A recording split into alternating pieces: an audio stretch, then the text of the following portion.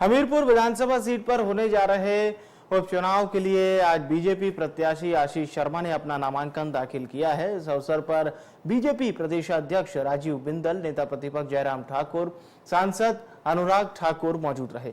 आपको बता दें, हमीरपुर से आशीष शर्मा का मुकाबला कांग्रेस के पुष्पेंद्र वर्मा से होना है।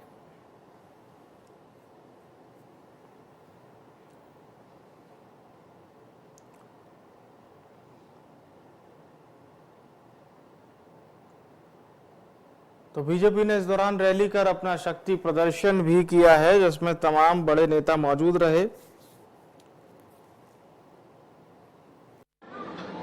लेकिन स्पीकर ने कहा चलता गया और अब एक बार फिर हम सबको चुनाव में जाने का मौका मिला है। पिछले चुनाव में भी गर्मी बहुत थी, लेकिन कार्यकर्ता का उत्साह, जोश, मन को ढीला नहीं डाल पाए। हमारे पार्टी के कार्यकर्ताओं ने दिन रात एक मेहनत करके रिकॉर्ड लीड हमें दिलाई है। मैं सभी कार्यकर्ताओं का, जनता का बहुत बहुत आभार प्रकट करता हूं। भाइयों बहनों, चुनाव लंबा था, 85 दिन चुनाव का कैंपेन था। किसी भी राजनीतिक दल के लिए आसान नहीं था, लेकिन पार्टी के कर्मठ कार्यकर्ताओं ने कोई कमी अपनी ओर से नहीं छोड़ी और दिन रात एक करके चुनाव लड़ा, जिताया और मुझे सांसद बनाया है। मैं आज आप सबके बीच में अनुरोध करने आया हूं कि भाई आशीष शर्मा जी जीते इंडिपेंडेंट, लेकिन उन्होंने राज्य की सरकार के कामकाज को देखकर कि राज्य का विकास थम गया, हमीरपुर का विकास थम गया, उन्होंने निर्णय लिया कि अपने विधायक पद से इस्तीफा देंगे और भारतीय जनता पार्टी में शामिल होंगे। भारतीय जनता पार्टी के शीर्ष नेतृत्व ने उनको पार्टी का उम्मीदवार बनाकर भेजा है। ये हम सब की जिम्मेदारी है कि अगले 10 जुलाई तक दिन रात लेकर के पहले से ज्यादा मतों के साथ आशीष जी को हमीरपुर का विधायक बनाएंगे। सबको प्रण लेके चलना। भाइयों बहनों, जैसा मंडल अध्यक्ष आदर्श गांधी ने कहा, कम से कम 2 बार डोर टू डोर करना है, घर घर जाकर प्रचार प्रसार करना है और भारतीय जनता पार्टी जो लगातार हमीरपुर विधानसभा क्षेत्र से एक नहीं अनेक बार यहां से चुनाव जीती, एक बार फिर कमल का फूल खिलाने का अवसर आया। आज राज्य की सरकार को देखा जाए, अगर पिछले कुछ महीनों में अगर इस सरकार का 15-16 महीने का लेखा जोखा देखा जाए, दिया क्या है? मुझे मालूम नहीं कांग्रेस के लोग क्या सोच रहे होंगे। अभी एक सीट पर जो चुनाव होने वाला है उस पर अभी टिकट का फैसला नहीं हो पाए और शायद आज शाम तक हो जाएगा। लेकिन भारतीय जनता पार्टी ने जिन विधायकों ने हमारे साथ चट्टान की तरह खड़े होकर के साथ दिया, समर्थन दिया, सहयोग दिया, हमने उसी दिन तय कर दिया कि आओ आपने हमारी पार्टी को मजबूत करने के लिए, पार्टी को साथ देने के लिए अपनी कुर्बानी दी। हम उस कुर्बानी को याद करते हुए आपके साथ खड़े हैं और आप हमारे साथ खड़े हैं। हमने पार्टी के ओर से पार्टी के टिकट का ऐलान उसी वक्त कर दिया और तीनों सीटों पर भारतीय जनता पार्टी जीत हासिल करी। अब कांग्रेस के लोग कहने लगते हैं कि भाई जयराम बोलता था कि सरकार बदल जाएगी। भाइयों बहनों, मैं यही कहूंगा, सरकार बनी रहेगी, इसकी संभावना तो अभी तक भी नहीं। ठीक है, बहुमत उनका थोड़ा सा हुआ है टेक्निकल ग्राउंड्स पर, लेकिन क्या हकीकत नहीं है कि हिमाचल प्रदेश में ऐसी स्थिति आज तक कभी देखने को मिली। 14 महीने के कार्यकाल में राज्यसभा का जब चुनाव होता है तो वहां भारतीय जनता पार्टी की जीत होती है। कांग्रेस का बहुमत होने के बावजूद भी भारतीय जनता पार्टी जीती है और कांग्रेस पार्टी हारती है। तो नैतिक अधिकार सत्ता में रहने का मैं कह सकता हूं नहीं है और मैं इस बात को दावे के साथ कह सकता हूं, आने वाले समय में जो हालात बन रहे, जो परिस्थिति बन रही है, यहां सीपीएस का जिक्र कर रहे थे हमारे साथी, सुनवाई पूर्ण हो चुकी है, जजमेंट रिजर्व है, किसी वक्त जा सकती है खबर। 6 विधायक की छुट्टी हो गई। ये खबर बहुत जल्दी आने वाली है। निर्णय हाईकोर्ट कहेगा इस बारे में हम तो ज्यादा टिप्पणी नहीं करना चाहते हैं, लेकिन हम कह सकते हैं जो टेक्निकल समझ जितनी भी हमको आती है, ये स्वभाव बनी है। और जब अगर ये परिस्थिति बनती तो आप ये मान करके चलिए तो सरकार पर जो संकट की अगर बातें कहते हैं, मुख्यमंत्री जी आपके पास वोट मांगने आने वाले हैं।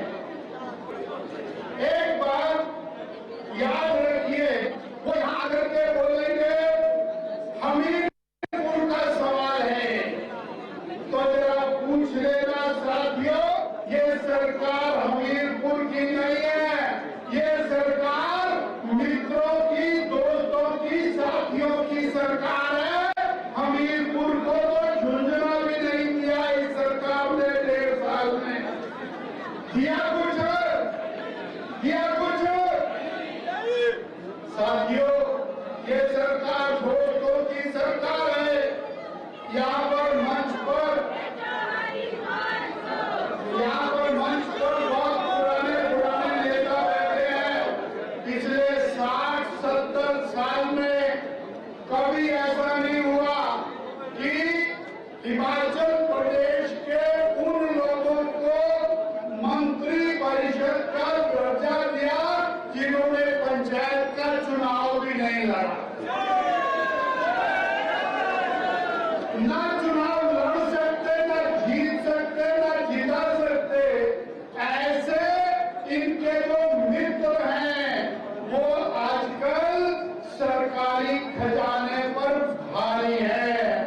आजकल उनको बंगले हैं, कोठियां हैं, गाड़ियां हैं, दर्जनों कैबिनेट रैंक हैं। और मजेदार बात, अभी 4 की 4 सीटें पार्लियामेंट की बीजेपी ने जीती। 68 में से 61 विधानसभा क्षेत्रों में कांग्रेस हारी।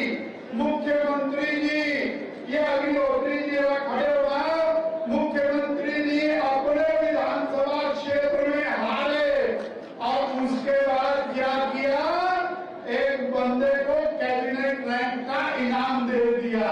अरे भाई, तो महादेव के चरणों में छोटी सी स्तुति अर्पित करके अपनी बात को शुरू करूंगा। गिरीशम गणेशम गले नीलवरणम गविंद्रातिरूढ़म गुणातीत रूपम भवम भास्करम भस्मनाम भूषितांगम भवानी कलत्रम भजे पंचवक्त्रम शिवाकांत शंभो शिशाकांत मोले महेशान शूली जटायुक्तधारिण त्वमेको जगद्व्यापिको विश्वरूपा प्रसीद प्रसीद प्रभो पूर्णरूपा नमः पार्वती पते नमः पार्वती पते। आज आप सब इतनी संख्या में यहाँ पे आए हैं। सबसे पहले तो मैं आदरणीय अनुराग जी को 5वीं बार हमीरपुर लोकसभा से यहाँ से चुन के आप सबने आशीर्वाद जो दिया और चुन के जब ये दिल्ली गए उसके बाद ये प्रथम कार्यक्रम यहाँ पे पहुंचे हैं। मैं इनका हार्दिक अभिनंदन करता हूँ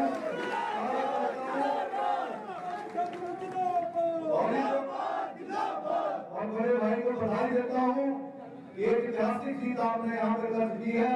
साथ ही प्रदेश के शीर्ष नेतृत्व को भी बधाई देता हूँ जो 4 की 4 लोकसभा की सीटें जो है भारतीय जनता पार्टी ने यहाँ पे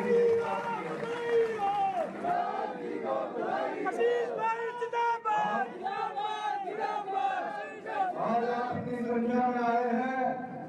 एक बात तो निश्चित है कि आपने ये तय कर दिया है कि आप किसी नेता के लिए नहीं, अपने बेटे के लिए आप यहाँ पे पहुंचे हैं। और जिस तरह से पिछले कई दिनों से ये बात चर्चा में चली हुई है कि इस्तीफा क्यों दिया, हर मन से विरोधी बोलते हैं कि इनको क्या जरूरत है इस्तीफा देने की। आज मैं एक नहीं 4-5 कारण आपको बताऊंगा कि क्या जरूरत पड़ी कि हमें जो निर्दलीय आपने 2022 में जब चुनाव लड़ा और मैं चुन के गया, आप सबको भलीभांति पता है इसी मंच से यही पे मैंने जब चुना गया तो हमारे जो मुख्यमंत्री हैं सुखविंदर सिंह हिमाचल प्रदेश की 8वीं सबसे ऊंची चोटी माउंट मुनिरंग को एनडीआरएफ की टीम ने फतह किया है। अभियान के लिए टीम को 2 भागों में बांटा गया। पहली टीम में पर्वतारोही और दूसरी टीम में 5 पर्वतारोही ने माउंट मनीरंग की कठिन चोटी पर पहुंचने में सफलता हासिल की। एनडीआरएफ की टीम ने बताया कि इस प्रकार के अभियान अन्य कठिन चोटियों पर भी किए जाएंगे। टीम का नेतृत्व डिप्टी कमांडेंट नितेश शर्मा ने किया। वहीं टीम का मार्गदर्शन महानिरीक्षक गंभीर सिंह चौहान और कमांडेंट बलजिंद्र सिंह ने किया।